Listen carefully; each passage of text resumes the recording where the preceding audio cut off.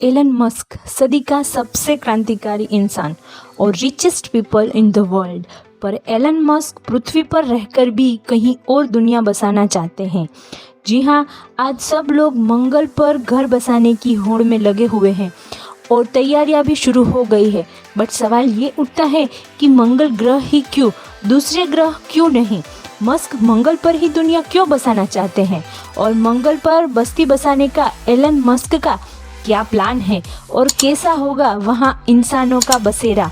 इन सभी सवालों का जवाब आज हम इस वीडियो में देने वाले हैं, तो वीडियो को एंड तक ज़रूर देखें। तो नमस्कार फ्रेंड्स, आप सभी का स्वागत है हमारी चैनल फैक्ट वर्ल्ड में। नासा ने 1997 में रोवर को मार्स में उतारा ताकि वहां के सतह की सारी जानकारी मिल सके। पर सबसे अहम सवाल ये था कि मंगल पर पानी है या नहीं, ये बात नासा का रोवर पता नहीं लगा पाया। उसके बाद जब 2008 में मालूम हुआ कि मार्स पर बर्फ के रूप में पानी है, तब से सारे वैज्ञानिकों के मन में लड्डू फूटा और तब से शुरू हो गया मार्स पर जाने की होड़। एलन मस्क इस मकसद के साथ जीते हैं कि उन्हें मंगल पर एक इंसानी बस्ती बसानी है। इसी मिशन को ध्यान में रखते हुए उन्होंने 2002 में स्पेसएक्स नाम की कंपनी शुरू की। बट मंगल पर जाना कोई आम आदमी के लिए पॉसिबल नहीं है, क्योंकि ये बहुत ही कॉस्टली होगा। अभी अभी जेफ बेजोस 4 मिनट की यात्रा करके आए तो उन्हें 5.4 अरब का खर्च हुआ। तो सवाल ये भी उठता है कि कोई आम आदमी दूसरे प्लेनेट पर कैसे जाए? बट एलन मस्क का एक लक्ष्य ये भी है कि स्पेस ट्रैवल को सस्ता बनाना और मनुष्य को मल्टी प्लेनेटरी बनाना। मल्टी प्लेनेटरी का मतलब एक से ज़्यादा ग्रहों पर रहने वाली प्रजाति। तो पहला सवाल ये है कि आखिर क्यों मस्क मंगल पर ही दुनिया बसाना चाहते हैं और क्यों वो दूसरे ग्रह पर बसेरा बसाना चाहते हैं? तो उन्होंने कहा कि हमारे पास 2 रास्ते हैं, या तो हमेशा पृथ्वी पर रहे और भविष्य में होने वाली विनाशकारी घटना का इंतजार करते रहे। हो सकता है न्यूक्लियर वेपन्स के साथ कोई 3rd वर्ल्ड वॉर हो जाए, या फिर ऐसा भी हो सकता है कि जैसे कोई एक एस्ट्रॉइड के टकराने से डायनासोर समाप्त हो गए, वैसे ही हम भी खत्म हो जाए और हमारी प्रजाति का अस्तित्व ही मिट जाए। और दूसरा रास्ता ये है कि हम इस ग्रह से निकलकर दूसरे ग्रहों पर भी बस्ती बसाए ताकि मनुष्य के विनाश को टाल सके। अब दूसरा सवाल ये है कि आखिर मंगल पर ही क्यों दुनिया बसाना चाहते हैं, किसी और ग्रह पर क्यों नहीं? अगर बात करें बुध यानी कि मर्क्यूरी की, तो यह सूर्य से बहुत ही करीब है, तो यहाँ तो पॉसिबिलिटी है ही नहीं। प्लूटो और नेपच्यून सूर्य से बहुत ज़्यादा दूर है, तो ये भी हमारी लिस्ट से बाहर निकल जाते हैं। तो अब बचे वीनस, जुपिटर, सैटर्न और यूरेनस। बट ये सारे प्लेनेट बहुत ही गैसियस है। अगर आप इनकी सतह पे उतरे भी तो सीधा नीचे आ जाओगे। तो अब हमारे पास बचा one and only Mars. Mars के पास वातावरण भी है और चट्टानें भी। पृथ्वी के मुकाबले सूरज से दूर है, इसीलिए ये ठंडा है। यहाँ पर -60 डिग्री सेल्सियस तापमान है। बट मस्क कहते हैं कि ठंडा है लेकिन इसे गर्म किया जा सकता है। मंगल के वातावरण में 96% कार्बन डाइऑक्साइड है, 2.5% नाइट्रोजन है और 2% आर्गन। और रही बात ऑक्सीजन की, तो वो सिर्फ 0.174% है। मंगल का व्यास पृथ्वी से लगभग आधा है। बाकी ग्रह या तो पृथ्वी से बहुत छोटे हैं या बहुत बड़े हैं। और मंगल पर गुरुत्वाकर्षण बल भी पृथ्वी के मुकाबले लगभग 1/3 है। और मंगल और पृथ्वी अपने अक्ष पर लगभग एक ही स्पीड से घूमते हैं। इसीलिए मंगल पर एक दिन पृथ्वी के एक दिन से सिर्फ 40 मिनट बड़ा होता है। तो अब बात करते हैं एलन मस्क के प्लान के बारे में कि कैसे वो मंगल ग्रह पे कॉलोनी स्थापित करेंगे।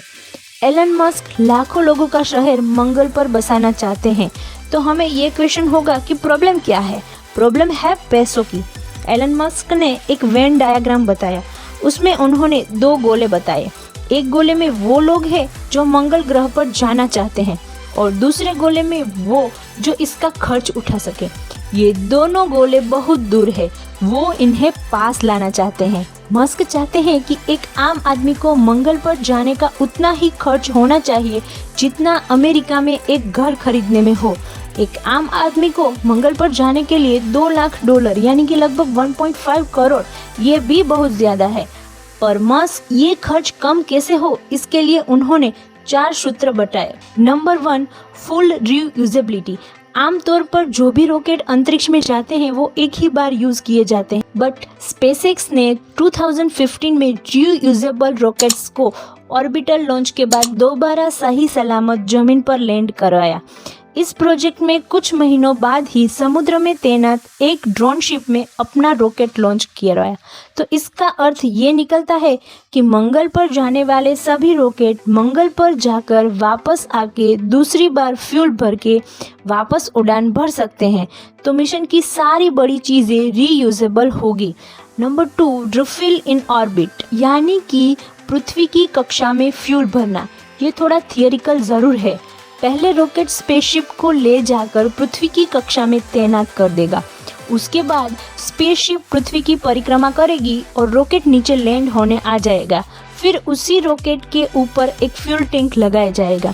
उसके बाद रॉकेट तुरंत उस फ्यूल टैंक को पृथ्वी की कक्षा में परिक्रमा कर रही स्पेसशिप के पास ले जाएगा।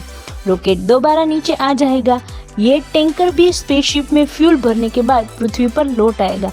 ऐसा 3 से 5 बार होगा, तब स्पेसशिप मंगल पर पहुंचेगा। ऐसा करने से छोटा रॉकेट बनाकर उसमें ज्यादा सामान और लोग भरे जा सकते हैं और खर्च भी 5 गुना कम हो जाएगा। नंबर 3, मंगल पर प्रोपेलेट बनाना। प्रोपेलेट यानी कि फ्यूल, वही फ्यूल जिससे रॉकेट उड़ान भरता है। मंगल पर ढंग का घर बनाने के लिए स्पेसशिप को वापस पृथ्वी पर भेजना होगा, वरना वहाँ रॉकेट का कब्रिस्तान बन जाएगा और वहाँ गए लोगों के पास भी तो पृथ्वी पर वापस आने के लिए कोई ऑप्शन होना चाहिए ना। इसीलिए ज़रूरी है कि मंगल पर ही प्रोपेलेट बनाया जाए, क्योंकि प्रोपेलेट बनाने के लिए मंगल पर खूब सारी कार्बन डाइऑक्साइड है और जमीन के नीचे से पानी भी निकाला जा सकता है, यानी कि CO2 और H2O का जुगाड़ हो गया। इन दोनों की मदद से ऑक्सीजन और मीथेन बनाई जा सकती है। नंबर 4, सही प्रोपेलेट का चुनाव। रॉकेट के फ्यूल के लिए 3 मेन चॉइसेस है। फर्स्ट केरोसिन, सेकंड हाइड्रोजन और तीसरा है मीथेन। और हमारी पृथ्वी पर तो वैसे भी फ्यूल बहुत कम साल तक चले इस स्थिति में है, तो मस्क ने अपनी चॉइस मीथेन पर उतारी है, क्योंकि मंगल पर मीथेन आसानी से बनाया जा सकेगा। तो अगर इन चारों बातों को ध्यान में रखें तो हम मंगल पर पहुंचने और लौटने का खर्च काफी कम कर सकते हैं। मस्क के मुताबिक इन फ्यूचर में पृथ्वी की कक्षा में एक साथ हजारों स्पेसशिप होगी। ये सभी स्पेसशिप मार्स की तरफ एक साथ जाएगी जब मंगल ग्रह अपनी सही पोजीशन पर होगा। बट ये सही पोजीशन क्या है? जैसे कि हमें पता है, पृथ्वी और मंगल दोनों अलग अलग गति से सूर्य की परिक्रमा करते हैं। हर 26 महीने में एक बार ऐसा वक्त आता है जब पृथ्वी से मंगल पर स्पेसशिप भेजा जा सकता है।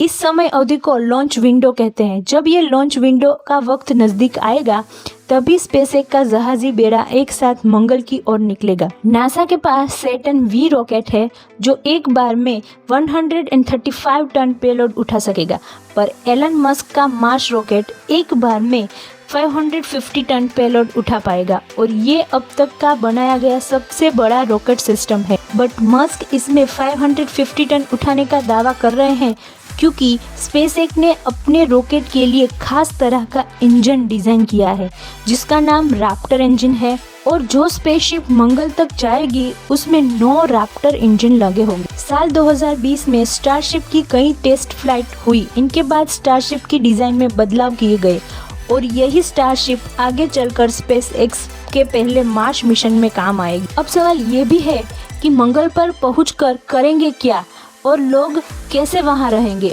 और उनके वातावरण में क्या हम इंसान रह पाएंगे। तो इसके लिए मस्क ने डिटेल में बताया है कि शुरुआत में वो मंगल को टेराफॉर्म करेंगे। टेराफॉर्म करने का मतलब है किसी ग्रह का वातावरण बदल कर उसे मनुष्य के रहने लायक बनाना।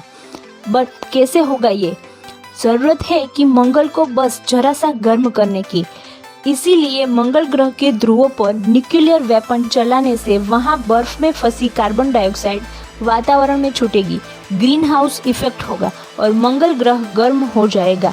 वहां गए लोग ग्लास के डोम्स के अंदर रहेंगे और जब तक वहां का वातावरण रहने लायक ना बने तब तक वो उसी डोम्स में रहेंगे। इसके बाद मंगल को टेराफॉर्म किया जाएगा जिससे वो पृथ्वी जैसी लाइफ सपोर्ट कर सकेंगे और 2050 तक मंगल पर एक सेल्फ सस्टेनिंग सिटी देख पाएंगे। बट ये कब और कैसे होगा ये हमें भविष्य में ही पता चलेगा। सो फ्रेंड्स, ये थी कुछ इन्फॉर्मेशन मंगल पर कॉलोनी बसाने की। I hope you like this video. अगर वीडियो पसंद आए तो लाइक करें, शेयर करें और हमारे चैनल को सब्सक्राइब भी करें।